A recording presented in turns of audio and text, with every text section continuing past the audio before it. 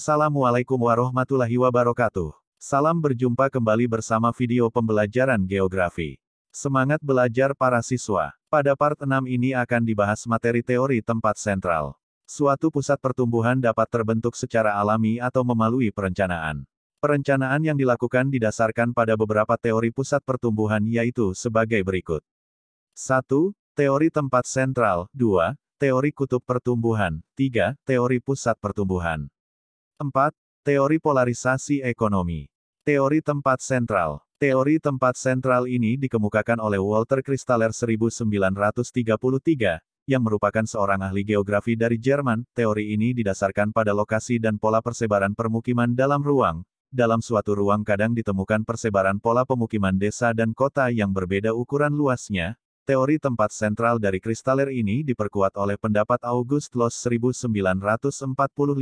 Keduanya berkesimpulan bahwa cara yang baik untuk menyediakan pelayanan berdasarkan aspek ruangan dengan menempatkan aktivitas yang dimaksud pada hierarki permukiman yang luasnya meningkat dan lokasinya ada pada simpul-simpul jaringan heksagonal. Lokasi ini terdapat pada tempat sentral yang memungkinkan partisipasi manusia dengan jumlah maksimum, baik mereka yang terlibat dalam aktivitas pelayanan maupun yang menjadi konsumen dari barang-barang yang dihasilkannya. Teori ini memandang suatu kota atau tempat sentral yang ideal berada di daerah datar. Kota-kota tersebut menyajikan berbagai barang dan jasa untuk memenuhi kebutuhan penduduk di wilayah sekelilingnya dengan membentuk suatu hierarki. Tempat-tempat tersebut diasumsikan sebagai titik simpul dari suatu bentuk geometris berdiagonal yang memiliki pengaruh terhadap daerah di sekitarnya. Hubungan antara suatu tempat sentral dan tempat sentral yang lain di sekitarnya membentuk jaringan sarang lebah seperti yang kalian lihat pada gambar tersebut. Menurut Walter Kristaller, suatu tempat sentral mempunyai batas-batas pengaruh yang melingkar dan komplementer terhadap tempat sentral tersebut. Daerah atau wilayah yang komplementer ini adalah daerah yang dilayani oleh tempat sentral. Lingkaran batas yang ada kawasan pengaruh tempat-tempat sentral itu disebut batas ambang threshold level.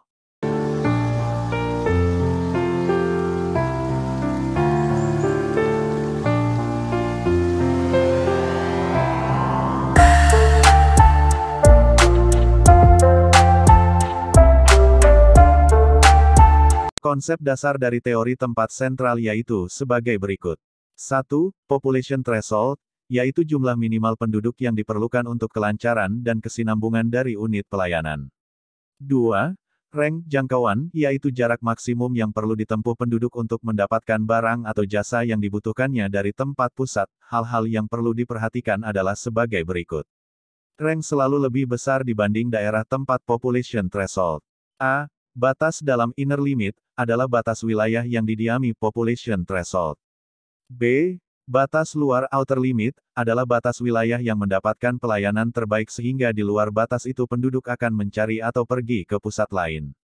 Hierarkis tempat yang sentral dengan kawasan komplementernya dapat dibedakan menjadi 3 yaitu, 1. Tempat sentral berhierarkis 3K3.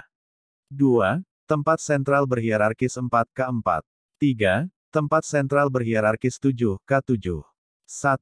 Tempat sentral yang berhierarki 3, tempat sentral yang berhierarki 3K3, tempat yang merupakan pusat pelayanan berupa pasar yang senantiasa menyediakan barang-barang dari daerah sekitarnya atau juga disebut kasus pasar optimal. Selain mempengaruhi wilayahnya sendiri, tempat sentral ini juga mempengaruhi sepertiga bagian dari wilayah di sekitarnya yang berbentuk heksagonal.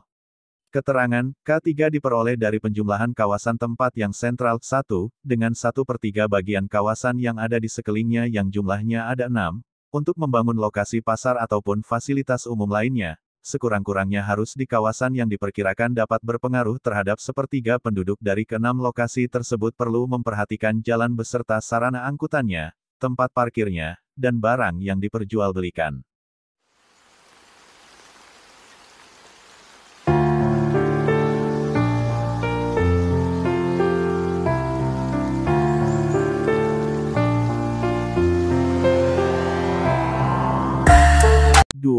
Tempat sentral berhierarkis 4K4. Tempat sentral berhierarkis 4, tempat yang memiliki pengaruh setengah dari bagian wilayah tetangga di sekitarnya. Selain memengaruhi wilayahnya sendiri, tempat sentral ini juga memengaruhi setengah dari wilayah di sekitarnya yang berbentuk segi 6. Tempat sentral ini memberikan kemungkinan jalur lalu lintas yang paling efisien kepada wilayah di sekitarnya. tempat sentral ini disebut lalu lintas optimum.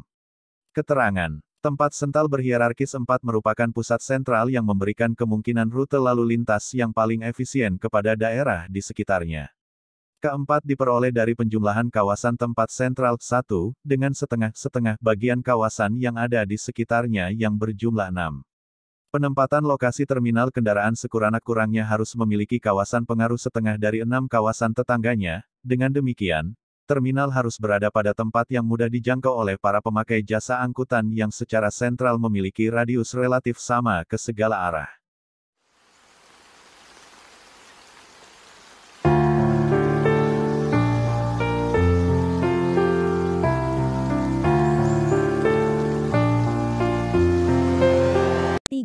Tempat sentral berhierarkis 7K7 Tempat sentral berhierarkis 7. Tempat yang memiliki pengaruh terhadap seluruh wilayah sekitarnya. Selain memengaruhi wilayah itu sendiri atau disebut situasi administrasi optimum. Keterangan. Tempat sentral berhierarkis 7 dinamakan juga situasi administrasi yang optimum atau asas administratif. Yaitu tempat sentral yang memengaruhi seluruh bagian wilayah tetangganya. Situasi administratif yang dimaksud dapat berupa kota pusat pemerintahan.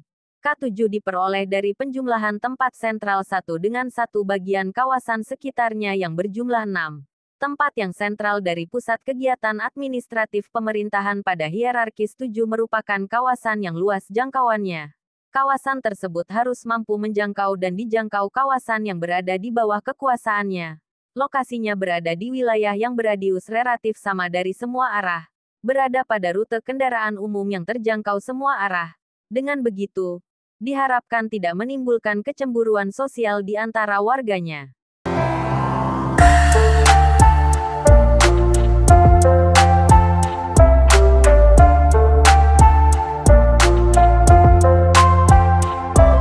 Teori Walter Kristaller ini digunakan untuk menganalisis pusat-pusat pelayanan dan kegiatan ekonomi yang sudah ada terhadap daerah sekitarnya serta dapat digunakan untuk merencanakan suatu lokasi kegiatan, misalnya pusat perdagangan, pasar, sekolah, dan rumah sakit. Teori ini dapat diterapkan secara baik di suatu wilayah dengan syarat-syarat sebagai berikut. 1. Topografi dari wilayah tersebut relatif seragam sehingga tidak ada bagian yang mendapat pengaruh lereng atau pengaruh alam lainnya dalam hubungannya dengan jalur angkutan. 2. Kehidupan atau tingkat ekonomi penduduk relatif homogen dan tidak memungkinkan adanya produksi primer yang menghasilkan padi-padian, kayu, atau batu bara. Demikian pokok bahasan teori tempat sentral. Pada video part 7 insya Allah akan dilanjutkan materi teori kutub pertumbuhan. Selamat belajar para siswa. Wassalamualaikum warahmatullahi wabarakatuh.